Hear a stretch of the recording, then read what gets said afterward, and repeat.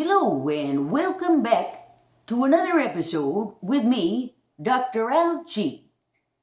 As a doctor, I'm responsible for the health and well-being of my patients. But on today's episode, we'll be discussing the health and well-being of our democracy. Seeing as how we still haven't gotten any mail, and our phone operator, Sarah, has fallen ill this week, we'll be looking at what's what in the newspaper. Let's take a look and see what's at the top of the fold here. Oh, here's an article about Richard Tater. Turns out that after several years, someone finally wrenched his taxes out of his tiny little hands. What's this? He paid what in taxes? I pay more to get my taxes prepared.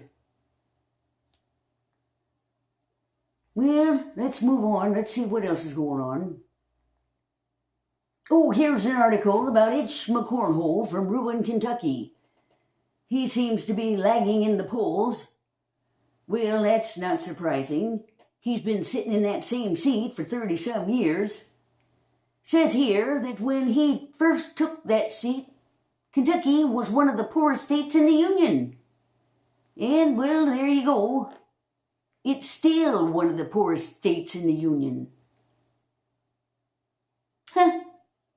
Well, somehow, though, Itch seems to have accumulated millions. I wonder how that happened. Seems like to me the folks of Kentucky need an upgrade. Time to toss that old sagging seat out. Well, let's move on. Let's see here. Here's an article about a Susan from Maine, who for some reason won't give her last name. Susan seems to be running for re-election to the Senate. She thinks she's likely to be re-elected because she backs that Richard Tater fella. Oh, wait. Says here further down she doesn't back him. No, she does.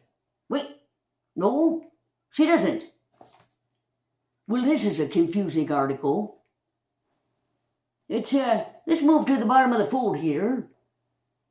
Here's an article about Flimsy Graham Cracker from Happy Bottom, South Carolina. Says here, Flimsy seems to be having money problems. Well, that's a shame. If anybody's got an extra quarter they can send to Flimsy, tell him to call someone who gives a darn. Edgar, I'm back from my walk, and you're not going to believe what I found today. 3 cans of Bumblebee tuna. They were slightly dented, but I'm sure the contents are still good. So I'll be making tuna salad for lunch.